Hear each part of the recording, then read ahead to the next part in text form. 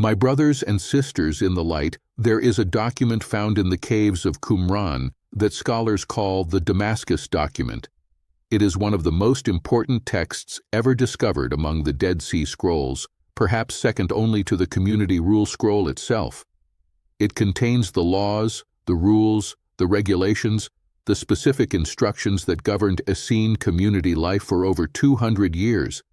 Every aspect of daily existence was addressed in this document: how to eat, how to pray, how to work, how to rest, how to relate to one another, and how to handle money. Buried within this ancient text, overlooked by scholars who were focused on theological and historical questions, is a wealth law that has been completely ignored by modern readers. A law so specific, so practical, so immediately applicable that it could transform your financial life starting tonight.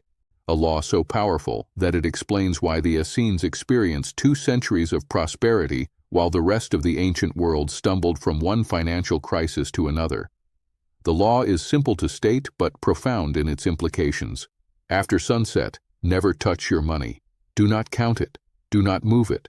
Do not handle it. Do not reorganize it. Do not make financial decisions of any kind. Do not discuss financial matters with anyone. Do not plan financial activities. Do not even think about money if you can possibly avoid it. From the moment the sun drops below the horizon until it rises again in the morning, let your hands rest completely from all financial activity. This law was not optional for the Essenes. It was not a recommendation for those who wanted to go deeper in their spiritual practice. It was mandatory for every single member of the community without exception. For over 200 years, no Essene touched money after sunset. No Essene counted coins by candlelight while the rest of the household slept. No Essene lay awake running financial calculations in their mind during the dark hours. No Essene made financial decisions in the darkness when judgment is clouded and anxiety is magnified. And during those 200 years, while they followed this simple law faithfully, the community experienced a level of financial peace and prosperity that the surrounding world could not understand or replicate. Today, I am going to reveal why the Essenes established this law. I am going to explain the spiritual principles and practical wisdom behind it. I am going to show you how this ancient practice addresses the exact financial anxiety that keeps so many people awake at night in our modern world. And I am going to teach you how to implement this practice in your own life, starting tonight, starting the moment the sun goes down. The Damascus Document has a fascinating history that is worth understanding. Scholars did not know what to make of it. It described a community they had never heard of, following laws they did not recognize. Then, when the caves near Qumran were explored in the 1940s and 50s, multiple copies of the Damascus Document were found among the scrolls. Suddenly, scholars understood. This was an Essene text. These were Essene laws, and everything in the document deserved serious attention. Among the many regulations in the Damascus Document are laws about the Sabbath, laws about purity, laws about community governance, and laws about daily conduct. The law about not touching money after sunset falls into this last category. It is presented not as a suggestion, but as a binding requirement for all members of the community. Why would the Essenes prohibit touching money after sunset? Several reasons are given in their writings and can be understood from their broader theology. First, the Essenes believed that different hours of the day carry different spiritual qualities. The hours of sunlight were considered hours of activity, productivity, and engagement with the material world.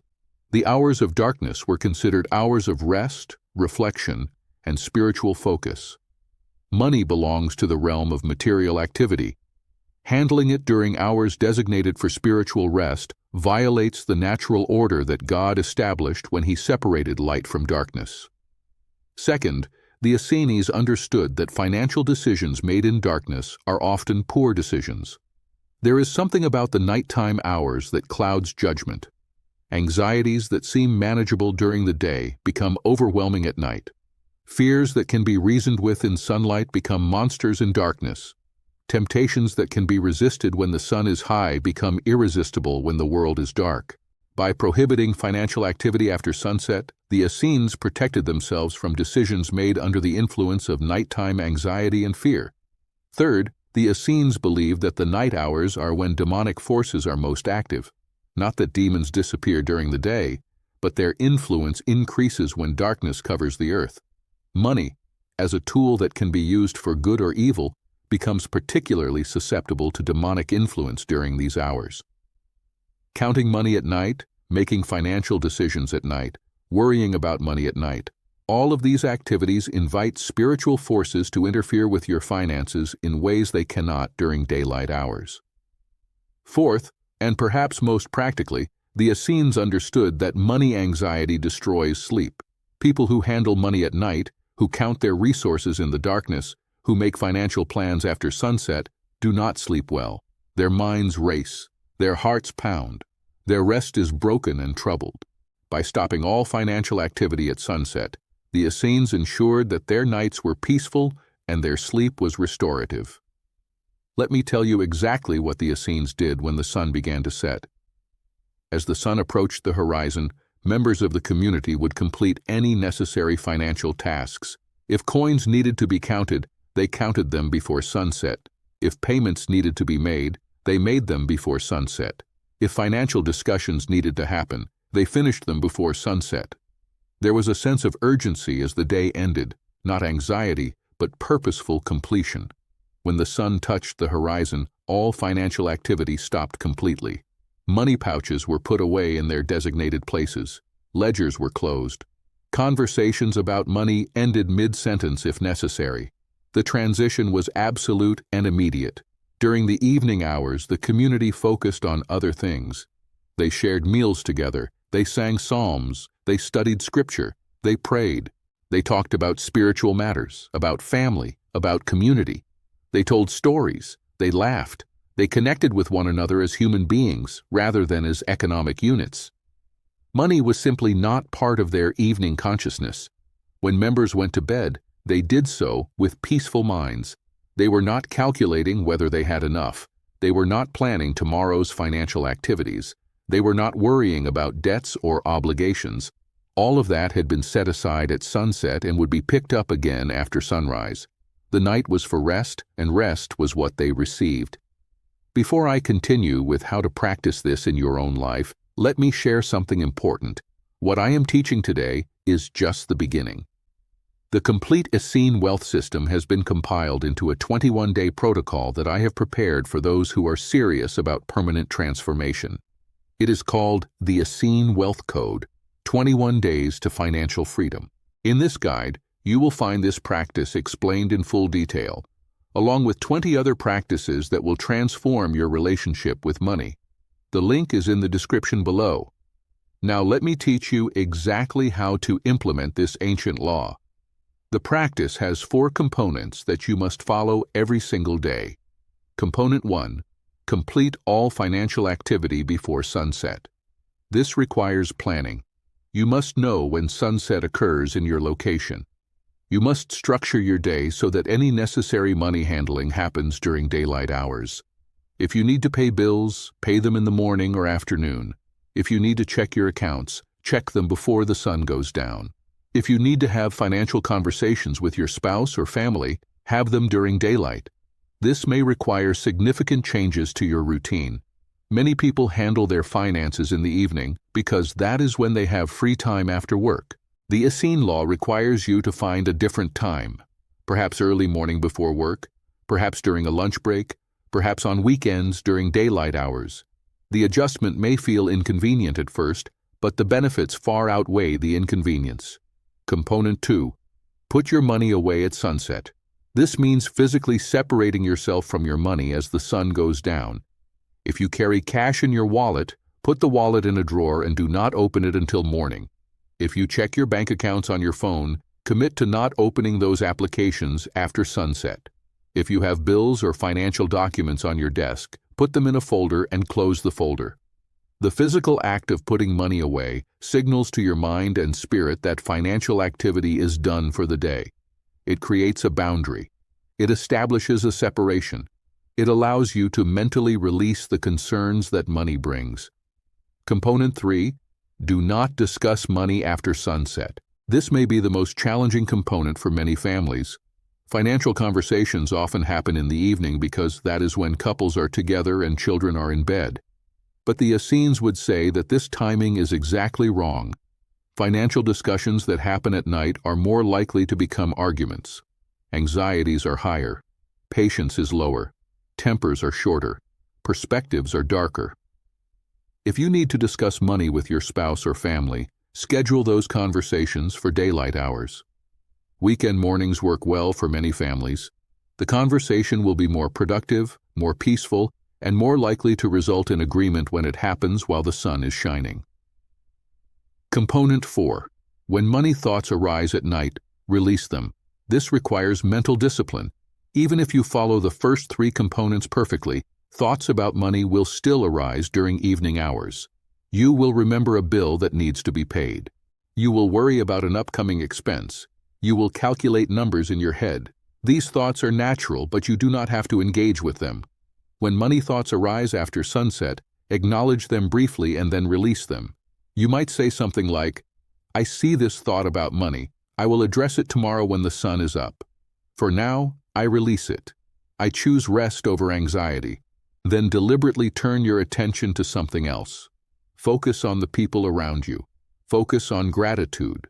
Focus on spiritual truth. Do not let the money thought take root and grow. If you are finding value in these ancient secrets, take a moment to subscribe to this channel and tap the notification bell. Every week I reveal another practice from the caves of Qumran. These are practices that have been hidden for 2,000 years. Subscribe now so you do not miss a single revelation, and I want you to do something right now. In the comments below, type, "I rest my hands at sunset." When you type this, you are committing to stop touching money when the sun goes down. You are committing to give yourself the gift of peaceful evenings and restful sleep. Type it now. I rest my hands at sunset. Now let me tell you about a man who learned this practice and how it transformed his life. This account is preserved in the Essene records as a warning and an encouragement, showing both the destruction that comes from violating this law and the restoration that comes from following it.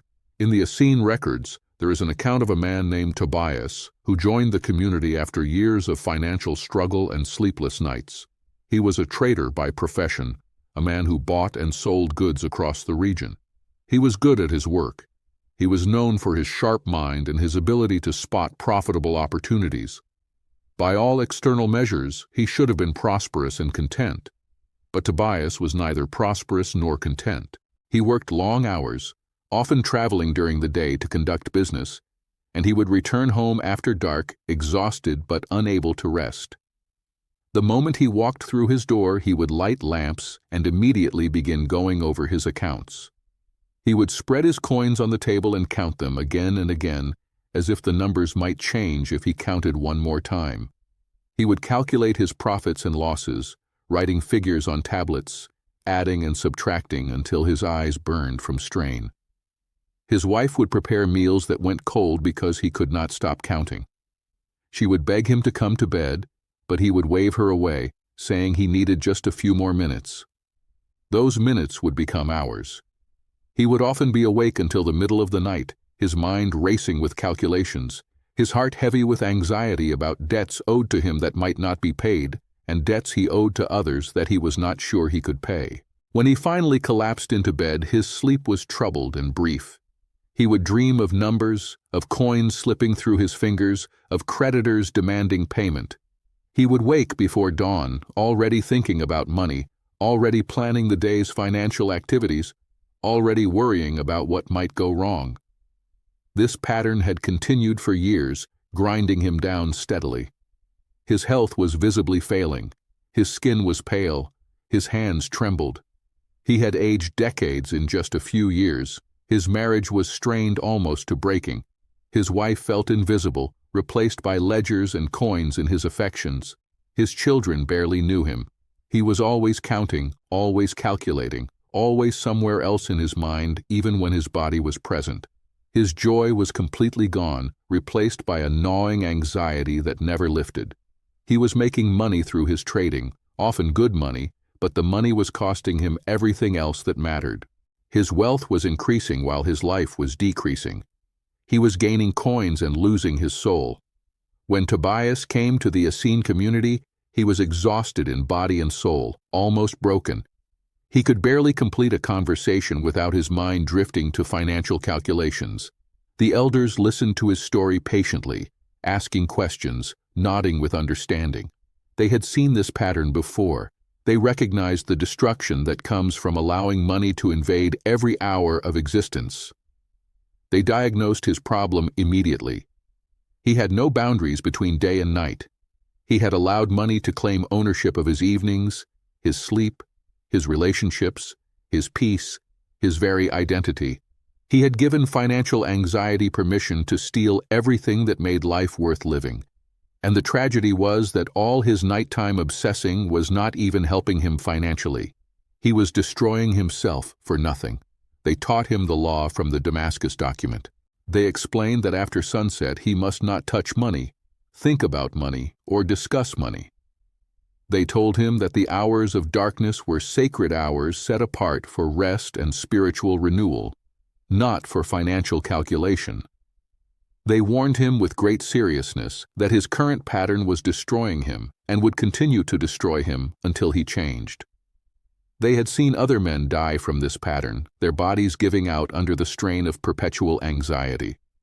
Tobias was resistant at first, almost offended by the suggestion. How could he stop thinking about money in the evening? That was when he had time to manage his affairs. That was when the demands of the day finally quieted enough for him to think clearly about his business. During the day he was traveling, negotiating, conducting transactions. The evening was his only time for careful analysis. The Essenes were asking him to give up the only hours he had for financial planning. The elders explained patiently that the hours he thought were productive were actually counterproductive. They were poisoning him, not helping him. Decisions made in exhaustion and darkness were inferior decisions, clouded by anxiety, distorted by fear. Plans made while anxiety controlled his mind were flawed plans that would lead to problems. The time he spent on nighttime financial activity was not helping him prosper. It was preventing him from prospering by robbing him of the rest and peace and clear thinking he needed to function well during the day. Tobias was desperate enough to try anything. He decided to follow the practice for 1 week, just 7 days, as an experiment. 7 days of not touching money after sunset. 7 days of putting his accounts away when darkness fell. 7 nights of refusing to engage with financial thoughts no matter how loudly they demanded his attention. The first 2 nights were extremely difficult, perhaps the hardest nights of his life. His hands actually itched to count his money. He kept reaching for his money pouch out of habit. His mind kept trying to calculate numbers, running totals automatically as it had done for years. He felt like part of himself was missing, like he had lost a limb. He paced around his small room not knowing what to do with himself now that financial activity was forbidden. He felt anxious, then angry, then desperate. But on the 3rd night, something shifted. He sat down to dinner with his wife and actually talked to her, not about money, about her day, about their children, about memories they shared. They laughed together for the first time in months. After dinner, they walked outside and looked at the stars. Tobias could not remember the last time he had looked at stars. By the end of the week, Tobias felt like a different person. He was sleeping through the night for the first time in years. He was waking refreshed rather than exhausted. His mind was clearer during the day. His decisions were better. His relationships were beginning to heal. He continued the practice beyond the initial week. A month passed, then 2 months, then a year. Tobias later said that the law about not touching money after sunset had given him back his life. Not just his sleep, though that was restored. Not just his marriage, though that was healed. His life itself, his joy, his peace, his sense of being human rather than being a calculating machine. And here is what surprised him most. His financial situation actually improved once he stopped obsessing over it at night. The decisions he made during daylight hours, when his mind was rested and clear, were better decisions. The energy he had been wasting on nighttime anxiety was now available for productive daytime activity. He made more money by thinking about money less. He prospered by stopping the behavior he had thought was necessary for prosperity. This same transformation is available to you. Let me speak directly to your situation. Perhaps you are like Tobias was. Perhaps you spend your evenings going over accounts, worrying about bills, calculating numbers in your head. Perhaps you lie awake at night with financial anxiety eating at your peace. Perhaps money thoughts follow you from the moment you wake until the moment you finally fall into troubled sleep. This pattern is destroying you. It is stealing your rest. It is poisoning your relationships. It is clouding your judgment.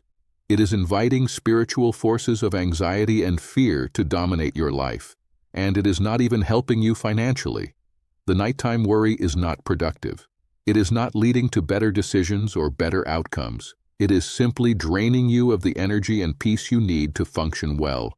Tonight, when the sun sets, stop. Put your money away. Close your accounts. End financial conversations. Release money thoughts when they arise. Give yourself permission to rest from financial activity just as you rest from physical labor. Do this consistently and watch what happens. Watch your sleep improve. Watch your peace return. Watch your relationships heal. Watch your daytime decisions become clearer and more effective. The Essenes practiced this for over 200 years.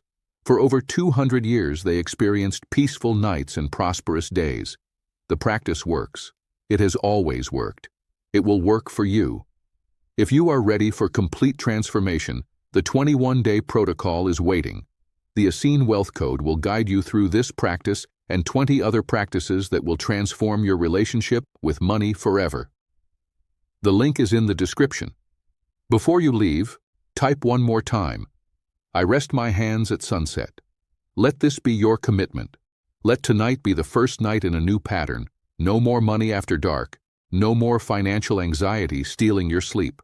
No more calculations by lamplight or phone light. Rest, peace, trust. My brothers and sisters in the light, remember what the Damascus Document reveals. After sunset, never touch your money. This is not merely good advice from ancient times. This is not a quaint custom from a bygone era. This is divine law established by God when He separated light from darkness, tested by 200 years of Essene community practice, proven to bring peace and prosperity to every single person who follows it faithfully. The world will tell you that successful people work on their finances around the clock.